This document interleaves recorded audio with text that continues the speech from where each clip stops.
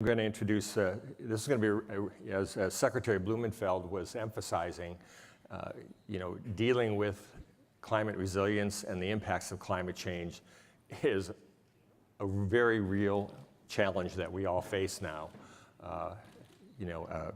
not only here in California, but obviously across the world.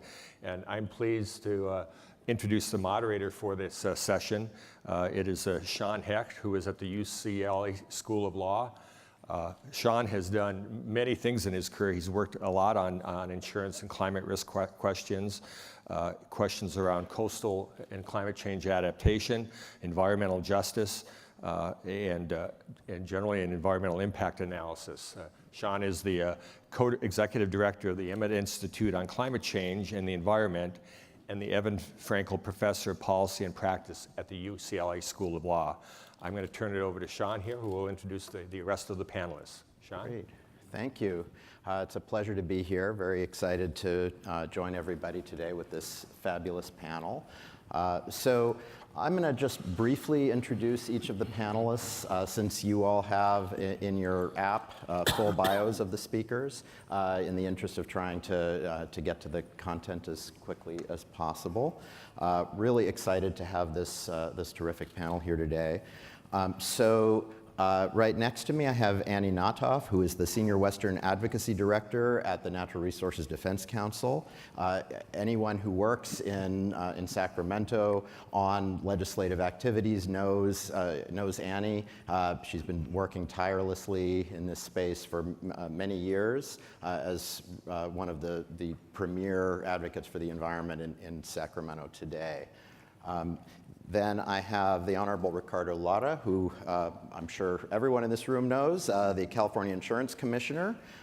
He previously represented Assembly District 50 from 2010 to 2012, and Senate District 33 until just this past January.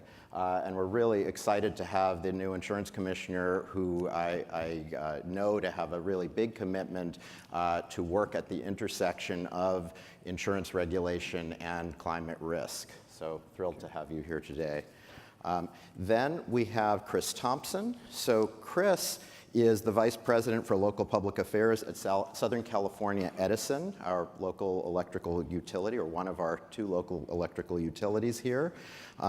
Chris is responsible for community and government relations at the municipal and county levels.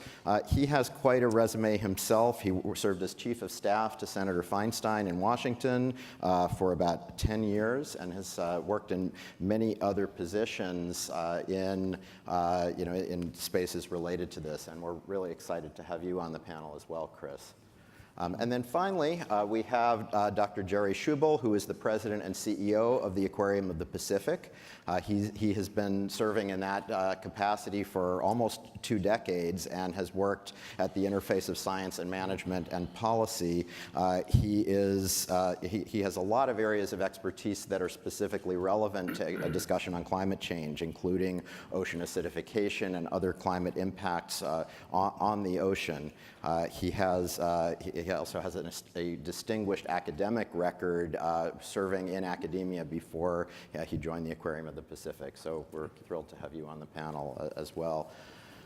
So this panel is going to be conversational in format. Instead of having the speakers give presentations, I'm going to be asking the speakers some questions. We have 4 panelists and only an hour. We're hoping at the end we'll have some time for audience questions as well. But we're going to really start out with some questions for the panelists so they can give their perspectives on climate risk and responsibility from all the different perspectives that they have. So I'm going to start with Annie. So we are in a very challenging time here in California and nationally, both in terms of the physical environment and also the political situation, which is, to put it mildly, not friendly at the national level towards climate action. What can states and cities do to prepare for action in this type of environment? We've already heard from Secretary Blumenfeld about ways in which California is leading. What more can California and other states and cities do specifically in an environment where we have a lack of federal action? And I'm going to also ask, I'm going to start with an initial question for each panelist. I'll be grateful if we can keep these initial comments relatively short so that then we can have more time for discussion afterwards. But Annie, I'd love to hear from you. Well, thanks. I'm a firm believer that less is more when it comes to answering questions like this. So I think that really all the action is at the state and local level now.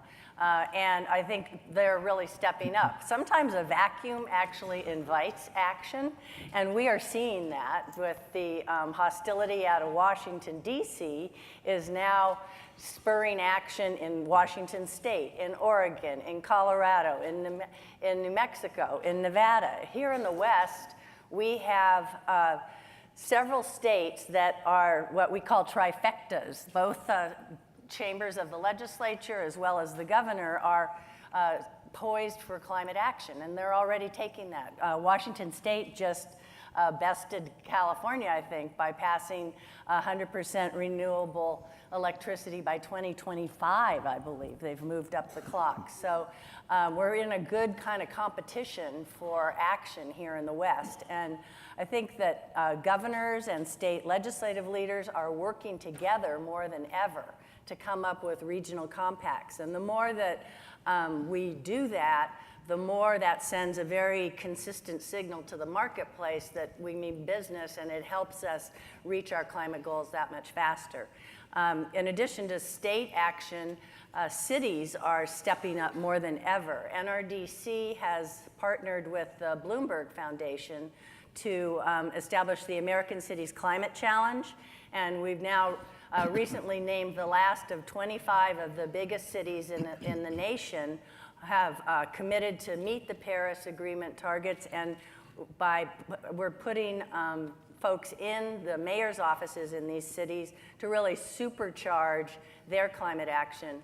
And they just met a couple of weeks in Austin, and by 2021, they're going to have these really model programs that, success does breed imitation. So I think if all of these cities that represent a majority of, populations, if they meet their climate targets, the U.S. as a whole will be very far along to meeting our Paris commitments with or without Washington, D.C.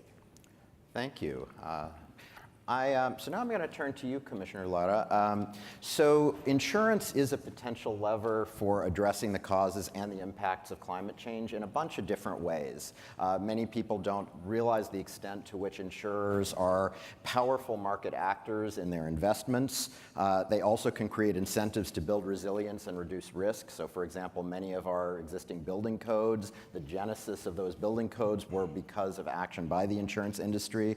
And of course, insurance companies are key players in compensating victims.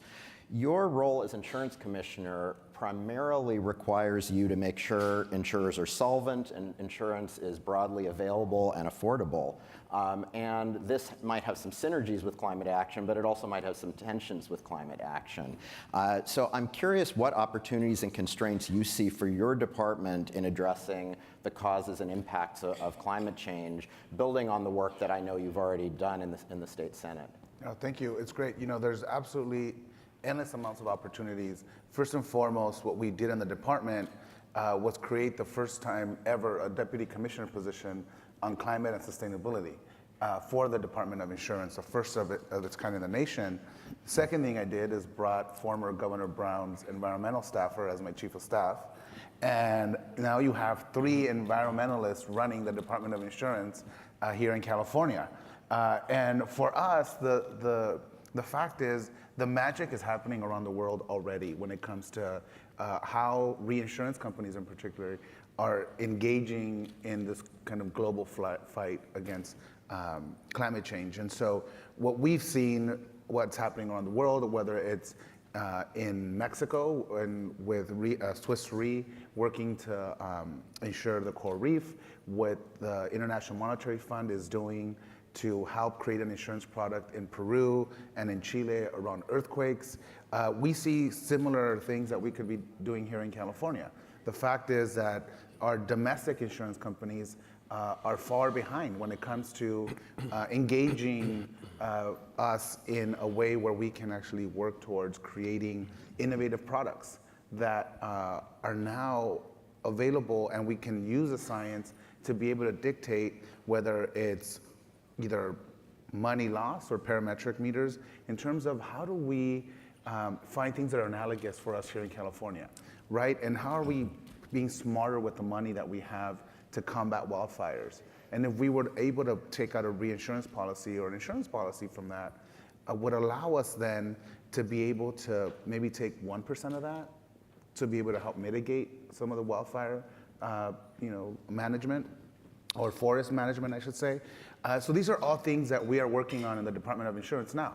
And of course, this is new and innovative and something that we've been wanting to do since back in the legislature. I created SB 30 to create this working group to bring the insurance industry, environmentalists, academia, to figure out what can we do in this space here in California to create a market for climate insurance, whether it's creating innovative products or creating ways for us to protect our natural infrastructure, or also looking at how do we assist cities to be able to better plan for catastrophic disasters, and what are things that they need to prioritize when it comes to entering into a policy that would help them rebuild as quickly as possible.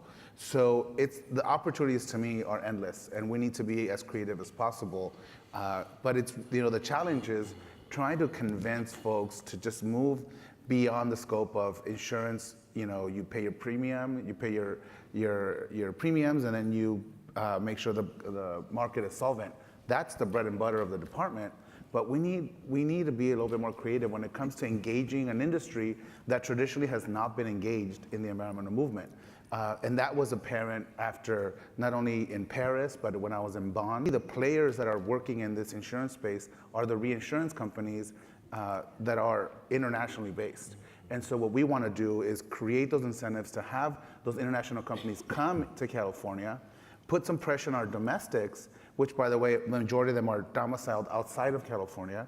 So we have to work with the insurance commissioners from those states to create that pressure and that opportunity to be able to create the synergy that we need to further incentivize our insurance companies to play in this space. Thank you. I really appreciate that. So Chris, I'll turn to you now. So we just heard from Commissioner Lara about, among other things, the reality of wildfires in California. We also know that electrical utilities have been affected by their relationship with that risk. At the same time, utilities are a key player in the transition to cleaner energy sources for our homes and our businesses and our vehicles, which is one of the most crucial steps that we are taking to increase both with resilience and also to reduce carbon emissions. And I know that Southern California Edison has been positioning itself as a leader in that work. How do you see Southern California Edison's role and the role of utilities generally and the Public Utility Commission in addressing climate risks and opportunities going forward? Well, so this is an interesting inflection point in our state, and there's an interesting intersection between climate action and climate adaptation that it feels, at least to us in the utility industry, like we're sitting right at the intersection of those two currently. I'm not sure if folks in the audience had the opportunity to hear Governor Newsom lay out the strike force report and recommendations a couple of weeks ago. He very articulately laid out some of the challenges that we face, as well as a series of proposed solutions over the course of about 45 minutes. So I'll try to do that in 40, if that's okay. So on one hand is climate action, and we at Southern California Edison, and I think most of the investor-owned utilities in the state are all in on helping the state to reach its climate goals and acting with urgency to decarbonize the state. Southern California Edison put out a white paper a couple of years ago laying out a cost-effective way to reach our 2030 and 2050 climate goals, which in a nutshell is an increasingly green generation mix, so getting to 80% emissions-free electricity generation in the state by 2030. That's been somewhat overtaken by action in Sacramento in the intervening time period. And then using that clean electricity to fuel end uses like transportation. Secretary Blumenfeld mentioned it, you mentioned it. 45 to 50% of the GHG emissions in the state come from the transportation sector. So we laid out a path to how do we get to 7 million light-duty vehicles on the roads and cost-effectively electrifying medium and heavy-duty trucks, as well as the transit sector. And Secretary Blumenfeld mentioned it, and I think Commissioner Lara's former district, and this is something that you've worked on, the 710 corridor, the 605 corridor, the 60, the 10, all of the freight moving out of the ports of LA and Long Beach. As we electrify and clean the transportation sector, particularly goods movement, you're going to have a dual benefit in clean air and climate GHG reduction. And you have a disproportionate impact of respiratory illnesses and other things along those freeway corridors because of the criteria pollutants and smog-forming pollutants that often go hand in hand with GHG. So, that action on cleaning the transportation sector is, I think, particularly urgent for multiple reasons. As we, in the utility sector, need to be strong financially in order to take those actions. We need to be credit-worthy counterparties to renewables developers who are developing projects to increasingly green our generation mix. We are making huge investments in transportation electrification. We have a range of programs. We have a Charge Ready program, a Charge Ready Transport program, a Charge Ready 2 program. You can see that we're very creative in our naming of these programs. So if you're thinking about naming a program, please don't name it Charge Ready. We feel like we own that one. But for example, our Charge Ready 2 program, which is pending at the Public Utilities Commission, is about $750 million of investment in 48,000 charging stations all over Southern California. So we need to be able to attract low-cost capital in order to make those investments, as well as continuing to be the marketplace in which distributed energy resources gain a lot of their revenue sources. So that is one piece of the puzzle, which is how do we enable our customers to make clean choices? How do we provide clean fuel to end uses if it's building decarbonization, if it's transportation, et cetera. On the other side of the coin is a regulatory uncertainty and a regulatory overhang that creates a financial impacts for the utility industry and is impacting our ability to continue to make those investments, and that's the wildfire crisis. So there's a whole range of things we need to do. We need to reduce the ignition sources. Only about 1 in 10 wildfires in the state are started by utility infrastructure, but that's 1 in 10 too many. So we're taking a number of actions to harden the electrical grid, including covering what we call covered conductor, insulated wire in high fire risk areas. About a third of the area that Southern California Edison serves is high fire risk. So a number of actions in how we build, operate, and maintain the system are going to reduce that impact. But it's interesting because people who attend a lot of conferences like this, a couple of years ago we would have been talking about the worst drought in California history. And we had 5 years of extreme drought, and everybody was talking about the impacts of climate change on the water supply. Couple of wet years, and now the drought is broken, and we're talking about the climate impacts on wildfire. But it's that whiplash weather, the back and forth, periods of extreme dry weather followed by extreme wet weather. Those are the indications that we're seeing right before our eyes, and we have to act to reduce the impacts of climate change on all of us, and the wildfire crisis is the current manifestation of it. Thank you. And so, Jerry, I'm going to turn to you. We know that climate change affects our oceans and coasts, but that dynamic is pretty abstract for a lot of us. How is climate change going to affect the ocean ecology and coastal economy, and what steps could we be doing? My sense is that people have been very aware more generally of sea level rise, but in the public consciousness, climate more and more is associated with wildfires, which might be taking public attention away from that. So I'm glad you're on the panel and really am interested in hearing your perspective on that. Thank you. Well, I think the least abstract effect of climate change on the ocean and us will be an increase in coastal flooding, so-called sunny day flooding. And that's going to be followed by permanent submergence as sea level continues to rise. Every time we get a new prediction of sea level rise, the rate goes up and also the absolute predictions of how much sea level will rise go up. So by 2050, we can expect anywhere from 2 to 3 feet rise in sea level. By 2100, 5, 7 feet or more, and it doesn't stop at 2100. These effects are baked in simply because of the large inventory of CO2 already in the atmosphere. So sea level will continue to rise.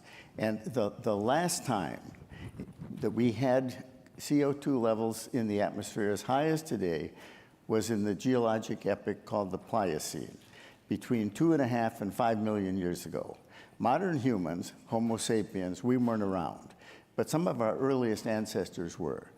The average Earth temperature then was 7 to 8 degrees Fahrenheit higher, and sea level was as much as 100 feet higher than today. So it has happened before, and we're on track, whether it's 100 feet or whatever, but we will see an increase in the rise of sea level, the rate, and the absolute amounts. The other effects are the warming of the ocean has already cost us 25% of the world's coral reefs that are dead. Predictions are that by the end of the century, they could all be gone. And while these only represent about 5% of the ocean area, they support more than 25% of the marine life in the ocean. We know that off California, for example, some of our fish that have been here for centuries and probably millennia are moving to higher latitudes to stay within their preferred temperature range. Our iconic kelp beds are being stressed out by increases in temperature. And so climate change is taking a real toll on the ocean and what it's going to do to humanity, but also then on marine life. And oxygen levels in the ocean are declining at all depths, and we humans get half of all the oxygen we breathe from the ocean. So we have to really be thinking about what can we do?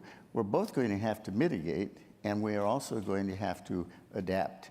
It's going to be a very different world by the end of this century. California has the #1 ocean economy in the United States by a wide margin. The single most important element is travel and tourism that's related to our beaches. The predictions are that before the end of this century, most of our beaches will be gone. So we lose that. Shipping and transportation are #2, and #3 is offshore mineral recovery. And that has a lifetime of 10 to 20 years.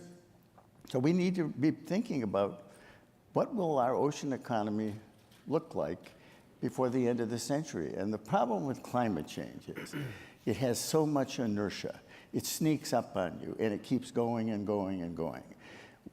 We human beings have never been very good at responding to long-term trends. We respond well to crises, except this crisis is different from any one we've ever faced before because of its inertia. And there is no one solution. There's no quick fix. And I think the name for this panel is Risk and Responsibility. I think the risk is huge and it's increasing. And I think the responsibility rests with every one of us. Every one of us. We like to find enemies. But in this case, we're going to each have to look at everything that we do as individuals and in the aggregate. And the ocean will play a key role in our future because it's the single most important element in Earth's life support system. It generates our weather and climate and mediates it, so we should be paying more attention to it. Thank you. So one thing that always strikes me in talking about climate change, and that's resonated on this panel already, is that we are more or less adapted for a set of conditions in our infrastructure, in our built environment, in our habits, and that as those conditions change, we're not going to be adapted for those conditions, and that's going to create massive potential for economic risk, but maybe also opportunity. And I guess the first question I have just for the panel generally, for anyone who wants to weigh in on it, is how we might think about the impact of climate change on the economy. And this builds off of what Jerry was saying, both in terms of the risks and also in terms of the opportunities that it might present in the state. I'll take a start at that, is that I think probably the number one thing that California can do in combating climate is to maintain a strong economy while we reduce our greenhouse gas emissions, so that you show that you can have economic productivity and decouple that from carbon emissions. So, and California's been doing a great job at that. So I think everything that we do as we develop policies at the state and local level is that we need to keep in mind the importance of maintaining economic productivity.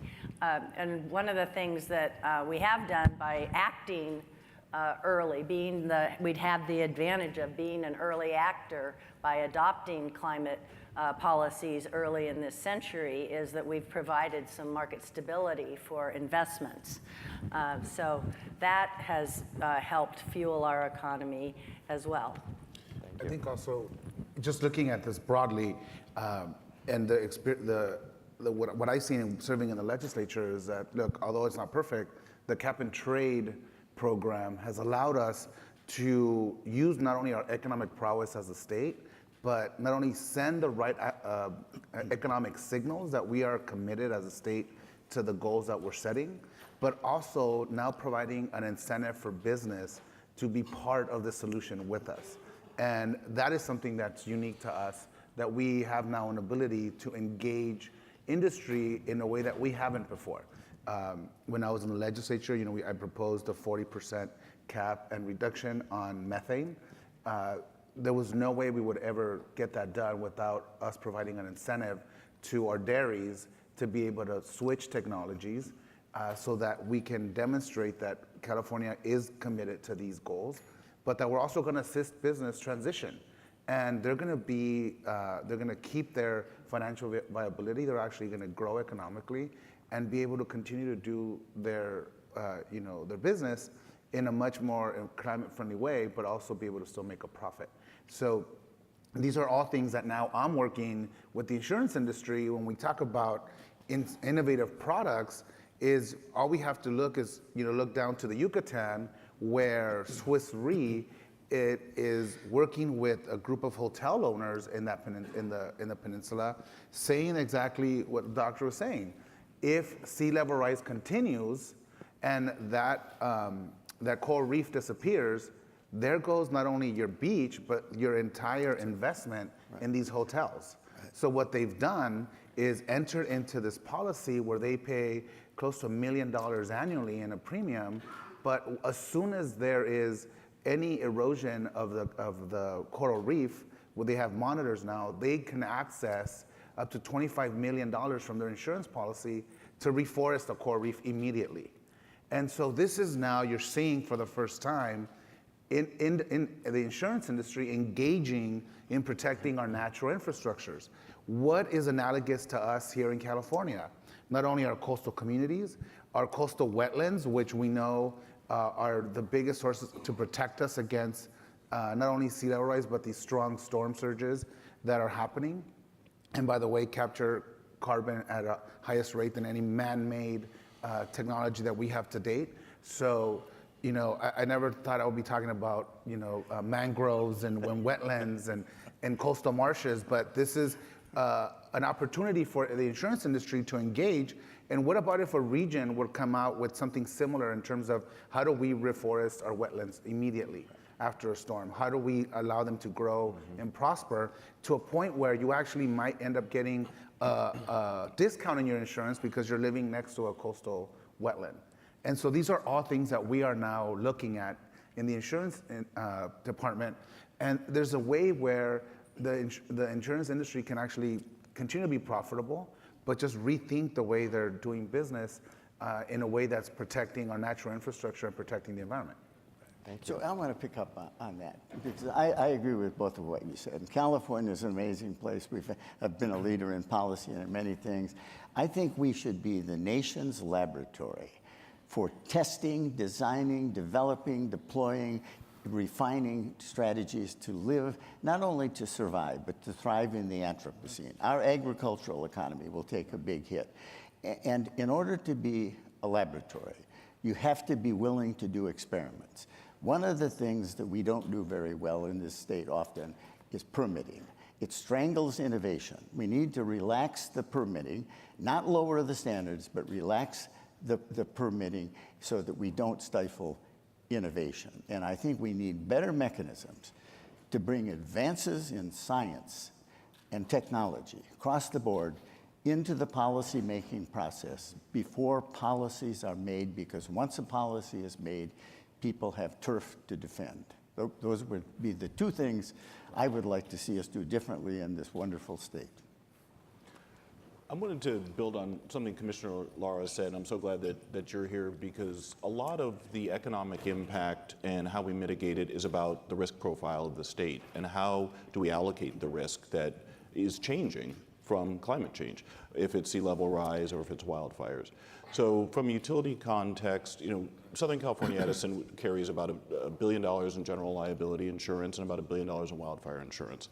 The scale and magnitude of the disasters that we've seen outstrip the ability of any particular industry to absorb.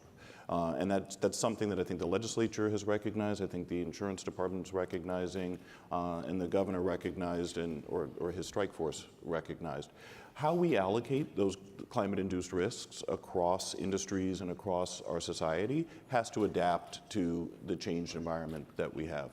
I think you would know these numbers better than I. The insured losses from the 2018 wildfire season were on the order of $20 or $30 billion. We're looking at impacts economically right now. Many people don't think PG&E was actually insolvent, but it was their inability for their investors to see a clear path to them having the ability to socialize those costs and recover those costs of those damages that forced them into bankruptcy. And many people would say that they may well be the first major corporate casualty of climate change, that bankruptcy filing. So that's a profound impact. They've got something on the order of 20,000 employees across Northern California. And they were a $25, $30 billion market cap company. So those are profound economic impacts that need to be addressed by the policy regime in this state. And there's an ongoing debate around how do you socialize those costs, how do you allocate those risks. One of the things that we've looked at and the commission that the legislature set up last year and that the governor and the legislative leaders appointed members to, the Catastrophic Wildfire Cost Allocation Commission, which rolls off the tongue. 5 members who are looking at these questions, and they're reporting in July. And one of the things that they're looking at, the governor's looked at, and a number of members of the legislature have proposed is, do we create a fund that could be capitalized from a variety of sources, if it's from utilities, insurance companies, taxpayers, and others, in order to treat those risks like, say, Florida treats hurricane risk, where you have a pool of funds that are available for recovery from those damages immediately, and you have allocated those risks across the society, because we have to adapt to the changes that are happening. Thank you. I wanted to ask a bit of a more specific policy question. One of the drivers of our current legislative session is the challenge in having sufficient and affordable housing in the state.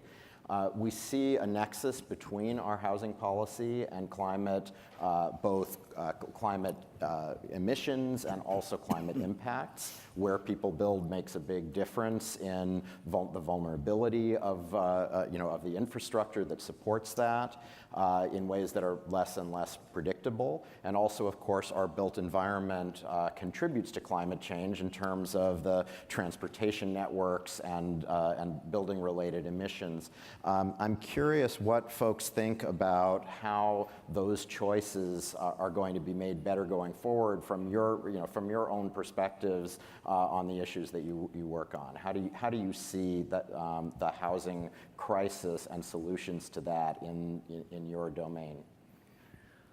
Well, I'll take a stab at that. Certainly, when NRDC and the League of Conservation Voters co-sponsored SB 375 back in 2008 to try and align transportation and land use, our goals were to reduce vehicle miles traveled and to really attack the greenhouse gas emissions from the transportation sector.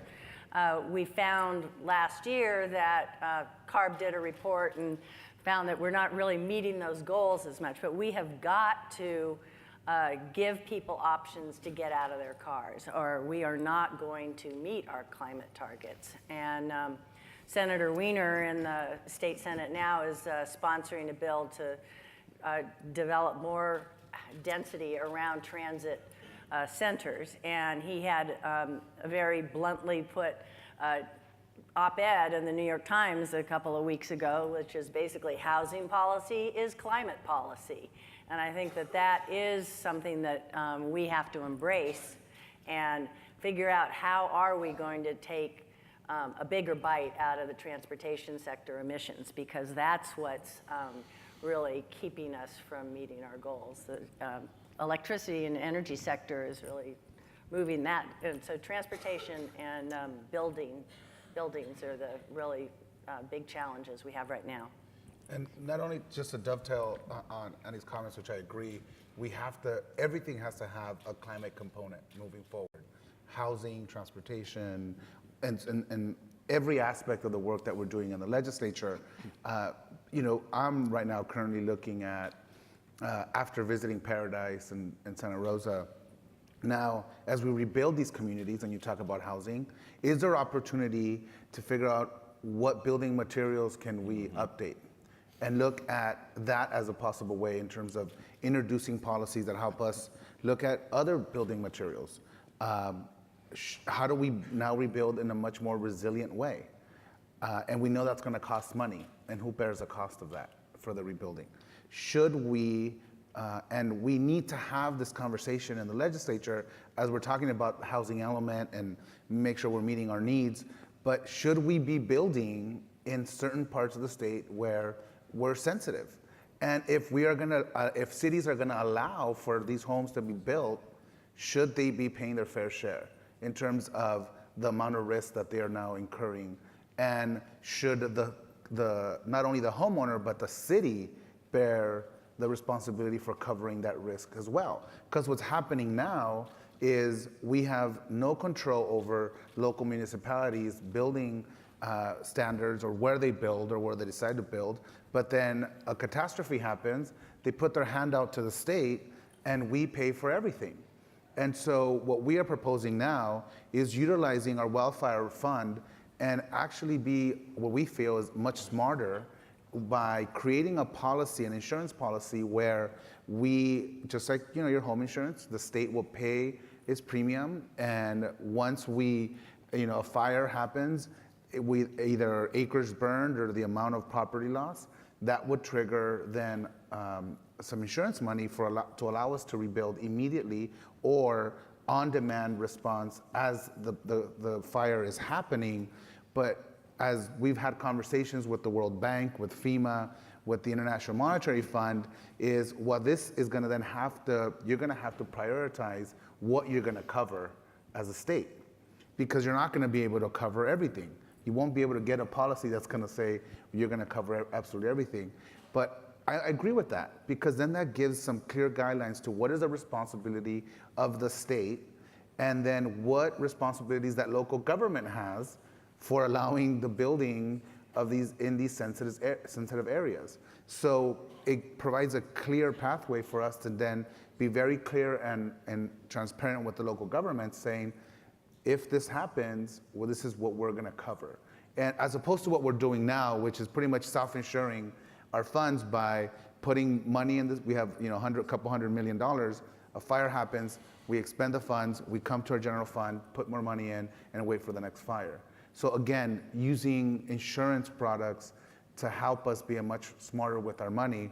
And Oregon has something similar. FEMA had to go this route because they were going to run out of money. And so these are, again, ways that the insurance industry can play a pivotal role in helping us address these catastrophes. And from the perspective of the environment, providing disincentives to build in high-risk, environmentally vulnerable areas is a good move. But providing incentives to move into existing cities and towns to increase density so we can leave more of nature unfragmented, and without degrading it. And this is one of the knocks against using renewable energy. You know, they're low energy density. They take a great deal of real estate, and concentrating the sources of energy is a great friend to the environment. And ultimately, the biodiversity is what makes this planet habitable for human beings and life as we know it. One of the things that, there are inherent tensions here, right? We have a housing crisis. Housing in most parts of the state is unaffordable and unattainable for way too many of the population of this state. So where are we building? We're building in the exurban areas, the outlying areas, which then, as Andy said, imposes a lot of greenhouse gas from transportation, but also it's a very high-risk area, tend to be high-risk areas for fire and other disasters. And so we've already got about 25% of the people in the state living in the wildland-urban interface, and we're increasing that. From a utility perspective, we have an obligation, we have a legal statutory obligation to serve. Where people build, we have to serve them.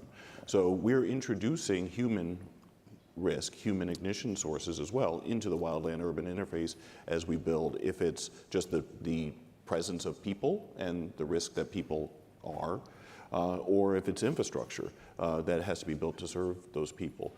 So how we mitigate those risks, how we properly allocate the costs, and you know, there are benefits. The costs and benefits are perhaps imbalanced, where the benefits are privatized and the costs are socialized. And how do we reallocate that? One thing that I think we have to be cautious of when we do that, particularly because we've been looking at the economics of how do you mitigate some of these risks, is often it's keyed to property values. We don't want to get into a situation where the mitigations are all targeted towards high property value areas and leave behind the lower property value areas where there may be just as much risk, but the damages that could potentially be caused are less economic. And that is an issue that probably the state is going to have to address. Yeah, I'm glad you brought equity into the conversation here, and that actually was going to be my next question. I think we'll open it up to the audience for whatever time we have left after, but I'd love to hear if any of you have specific thoughts on how to deal with some of the equity challenges that we're going to be facing. I think there's a general belief that fossil fuels over time are going to be phased out, maybe more quickly, maybe less quickly. There will be impacts on the that may be disproportionate on the economy. On the one hand, we'll have fewer health impacts to communities of color and low-income communities. On the other hand, we may have rising fuel prices and other dynamics, and so people often, have been talking about the idea of a just transition. How do you create?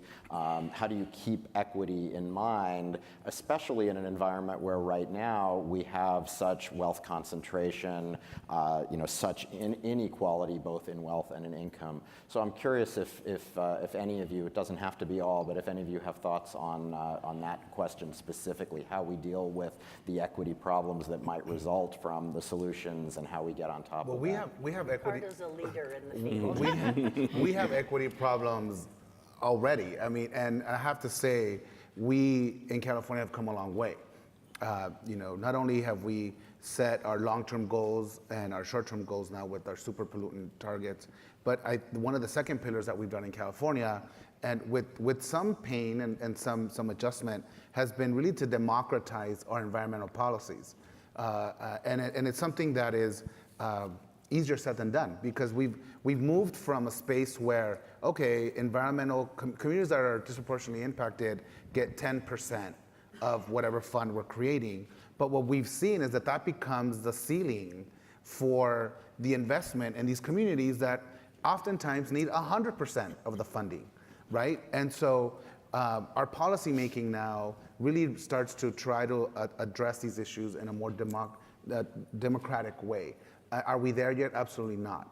But at least you also now see people in the legislature that come from these communities engaging the environmental community, and not in a way that you're being critical, but we're at the table deciding where these funds are being allocated or crafting these policies.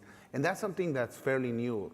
for us in California that is reshaping the way we talk about these policies. And we know that climate change is continually going to impact communities and low-income communities and people of color much more than wealthier communities. And so when we talk about the equitable distribution of everybody sharing the pain, we have to understand that some of these communities have been enduring the pain for a long time. And so we have to be careful, but we also have to engage, and I always say this, and I always tell this to Annie, I'm like, if the environmental movement is going to survive, it's going to have to speak Spanish, it's going to have to speak Mandarin, and we're going to have to get away from scientific measures just like temperature, which is absolutely appropriate when we're talking about this issue in this room, but when we're out in the community, we have to come up with alternative metrics that really talk to and people can relate to in terms of property value loss, agricultural land lost, lives lost, and so we have to do a much better job of engaging in that manner. But I think California is continuously striving to be as fair as possible and equitable, and reshaping our policies to a point where communities that need the funding should oftentimes get the entire funding. And that means us looking at the Central Valley, looking at the LA Basin, looking at Imperial County, and these areas that traditionally have had scarce resources to address their environmental needs. Absolutely. And let me just add to that, because I think California's policy has been successful in this area, starting with the Cal Enviro screen and the legislation that really elevated the attention on what the state has termed disadvantaged communities. That's a flaw in this. Is we got to come up with a better name than that. But the Cal Enviro screen is an analysis of 13 factors, socioeconomic and pollution impact, to identify the communities that are most impacted by. This is more by criteria pollutants, water pollution, and others, not necessarily climate, but. The overlay is going to be very similar, and focusing resources and attention on those areas. In the area that Southern California Edison serves, 47% of the people in our service area live in disadvantaged communities. So we have programs to incentivize electric vehicles and rooftop solar and other programs, but we can't be in a situation where 47% of our customers, those things are out of reach for them. So we have designed a number of programs to ensure, and Charge Ready 2, not to be confused with Charge Ready, has a target of 30% of the 48,000 chargers going into disadvantaged communities. But you're right, in many of these cases, a numerical target isn't necessarily the only piece of the solution, and we don't look at those as ceilings, we look at those as floors, and often we exceed them. But one of the things that we need to do is also identify ways that there is participation and engagement in the communities that we're serving, so that we're not in a situation where we put in chargers in a fleet operator that happens to be located in a disadvantaged community, but the benefit of the charger isn't there for the residents of the community, it's there for a business. Yeah, and those chargers have to be chargers that have the most up-to-date technology. You can't, what we don't want is the chargers that are, the slow chargers are relegated to the low-income communities, and then the fast chargers in more affluent communities, because that defeats the whole purpose as well. That's right. Thank you. One other thing I just would add, on the West Coast, one of the challenges in terms of equity is rural populations as well. I don't want to forget that, and certainly wildfires have really brought that to the fore. And I would note that in the and in the agricultural community, the agricultural community has to step up and help us with meeting our climate goals. And there's I was surprised to see that in the federal agriculture bill that was passed that the president signed, I don't think he knew this was in there, but there is money in there to pay farmers for carbon sequestration. And that's the kind of thing, if we can get that type of participation out of the urban areas and spread more broadly throughout the state, I think that also, I just wanted to flag that it's not just urban equity. Our methane program, where we're seeing now farmers generating their own energy for their dairies, and to one day having them be able to hook up to our grid is now a possibility because of the investments we've made in California. Can I add to the methane one real quickly? Cows are a significant source of methane. And the research now is very compelling that if you add seaweed, kelp, 2% of their diet, it reduces greenhouse gas emissions by cattle by 98%. We should make it a mandate that all cattle farmers, and it would also create a new ocean We industry. got to save the kelp. I love that. We got to save the kelp. Because we are looking at feed alternatives for Okay, so I don't know how much time we have left. I know we got started a little late. I'd love to have audience participation. I don't know what the infrastructure is for that here, if we have a microphone, Jennifer or anyone else. We're going to rely on loud voices. Okay, that's fine. Okay, well, we'll start right here then. I'm probably the loudest voice here, so. Quick question for you. I mean, you've got a dichotomy between the insurance industry and the utility industry if you look at, say, the wildfires, right? If you take the liability and sort of quote-unquote fix inverse condemnation, are you just bankrupting the insurance sector as a result as opposed to the utility sector? How do you manage, the winner loser there? And does the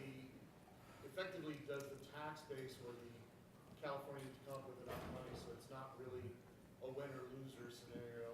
There is some amount of money to sort of solve the fact that this is the new normal from climate change, and probably neither the fault of the insurance industry or the utility. So I'm going to summarize or paraphrase since there was no mic. So the questioner suggests that there might be, to a certain extent, a zero sum between the insurance industry and the utilities with respect to wildfire risk. And that obviously creates some challenges for both industries. And at the same time, are there ways of removing us from that zero-sum world so that there are other ways of addressing the financial risk? I absolutely think so. And we're having those conversations now with the insurance industry, which understand that they're going to have to be part of the solution.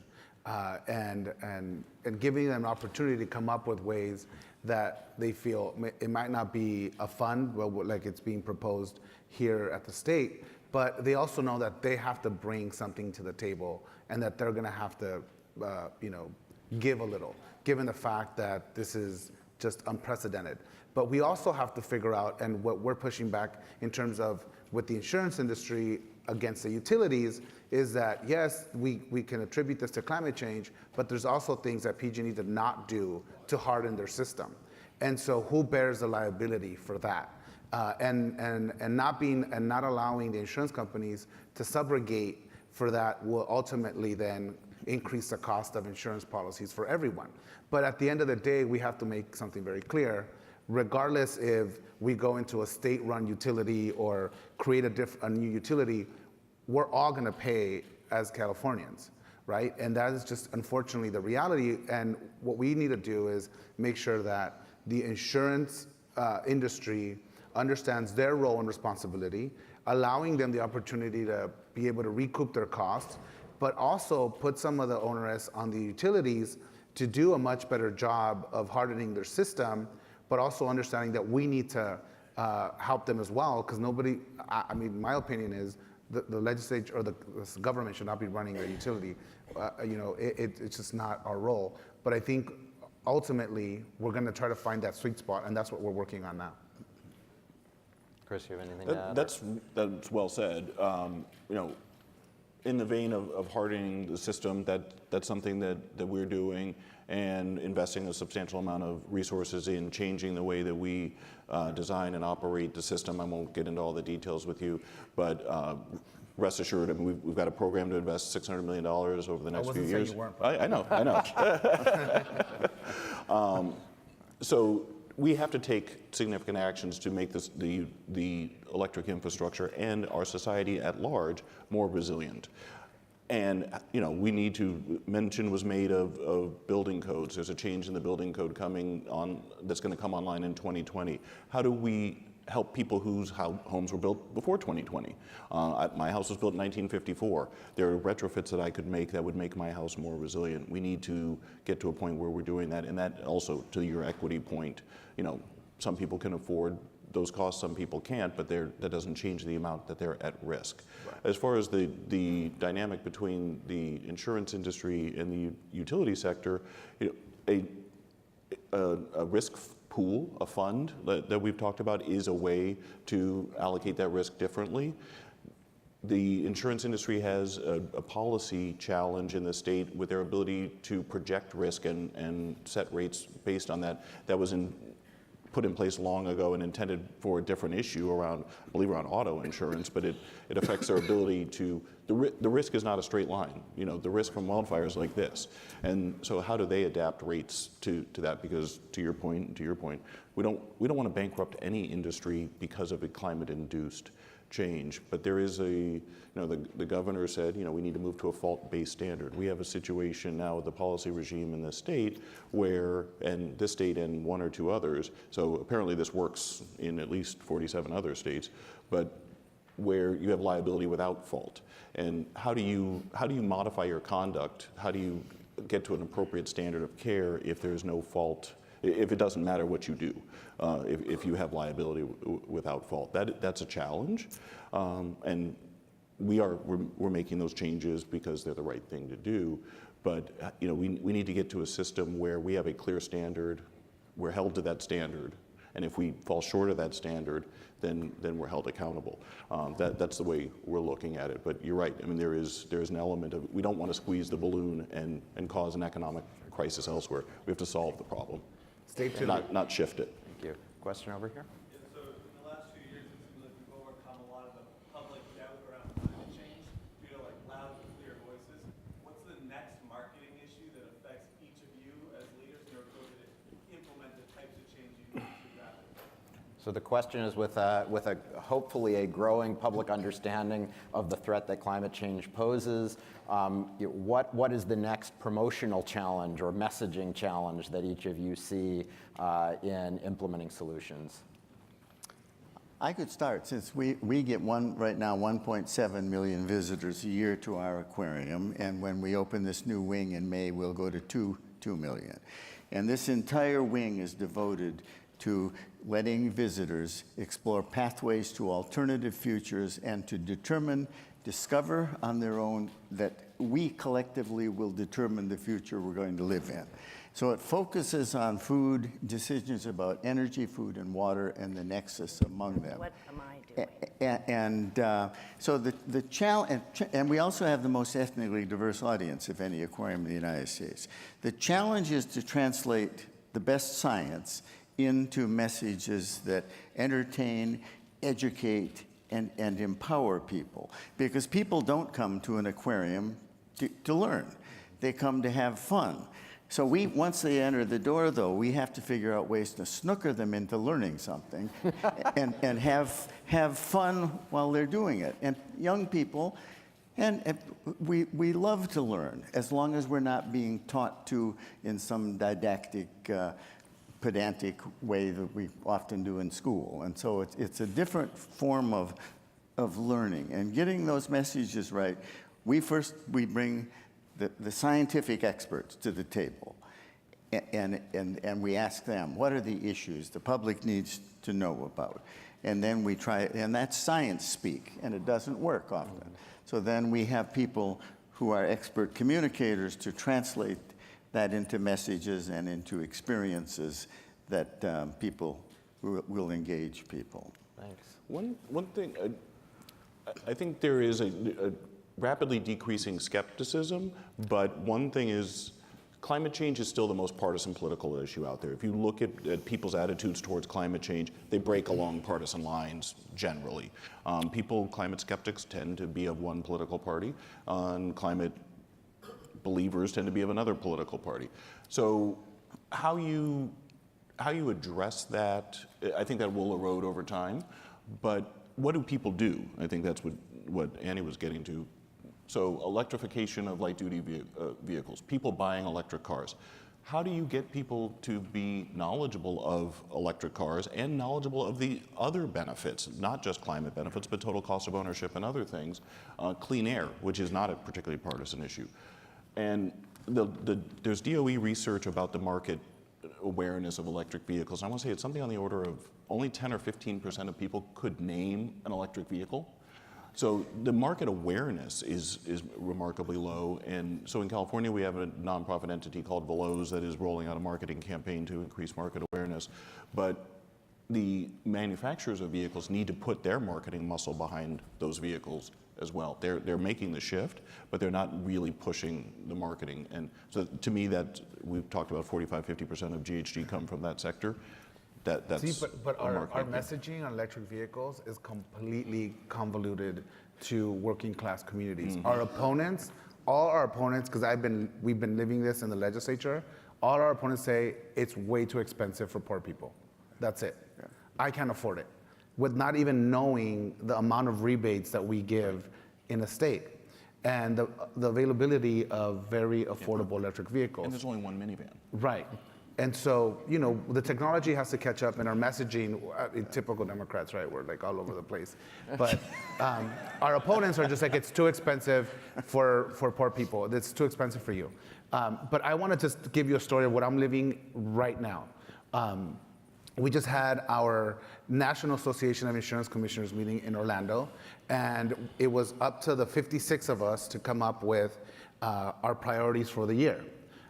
Climate change was number 25, something like that. Yeah. So in having and it's like the UN, you have one vote. I, as California, the largest market in the country, have one vote, and U.S. Virgin Islands has one vote, right? And so, and what I'm trying to do is how do we elevate climate change to the discussion in an industry that is not willing to budge and that is just very conservative and is not domiciled in California. So I need to make friends quickly in Connecticut, New York, Illinois, and you bet I'm talking to those insurance commissioners, but it just can't be Oregon, Washington, and California. So there was a push to move from some of the appointed insurance commissioners from red states to just change the name of our committee so that didn't include climate change, so that they can engage in the conversation and their governors wouldn't, go ballistic. And so I said, fine, let's change it to whatever you want to change it, if it allows for you to have a conversation about climate and what happens. So we named it like the Insurance Resiliency Committee. And I'm like, fine, I don't care what we name it. And so now we were able to vote because we kind of gave on that, and now climate change and environmental stuff moved up to number 4 for the association. Because storms are a reality, right. Because fires are happening, because floods are happening. And so my department is in this conundrum now, which is how do we start asserting some of our California values without having it be the California Insurance Commissioner who's having the discussions, because as you know, in Washington, D.C. these days, and it's always been the case within Democratic or Republican administrations, the ABC rule, anywhere but California. Yeah. And so I have to be much smarter of how I'm positioning myself and how I'm talking about these things. The Tennessee Insurance Commissioner came up to me and said, we're creating much more solar now than you guys are. I'm like, perfect, that's great. Like, that's amazing. I would love to go visit that and show us the way you're doing it. So I'm in the middle of this now as 100 days into this job, trying to figure out how do I create a climate insurance market in California, not having these insurance companies domiciled here where I can't just regulate them to do it. I'm having to be much smarter at the way I'm approaching this. So I'm living this right now. Great. So we're almost at time. If you have one 30-second thought, Annie, and then I'll wrap up. Oh, I would just say that it's really, make sure to clear, it's only in the U.S. where climate is a partisan issue. That's right. Yeah, that's a good point. I was just at a conference in India, actually, with the Prime Minister, who's a good friend of Trump's and who is also a big climate activist. Mm-hmm. So, and I think that as we have more catastrophic events, we have climate refugees, that's across all parties, people are affected. My father, who is a good lifelong Republican, he was the most conservative, cheap guy I know. He shut off all the lights, recycled since the day one. So I think that the way people behave at home is we need to give them more options to conserve and to be good climate citizens, but it's not really partisan. And I'll build off of that for just one quick final comment, which is that to me, the goal of educating people is not for them to take personal responsibility for everything related to climate change, because we solve climate change with policy changes, not with changes just in individual habits. It's policy that creates the conditions for people to make the changes that they need. So ultimately, I would see it as educating people with the goal of having them be policy advocates so that they can make sure that their representatives understand the need to do something about the problem. So I'd like to thank our panelists. This has been a fabulous hour, and I look forward to the rest of the conference. I want to thank the organizers for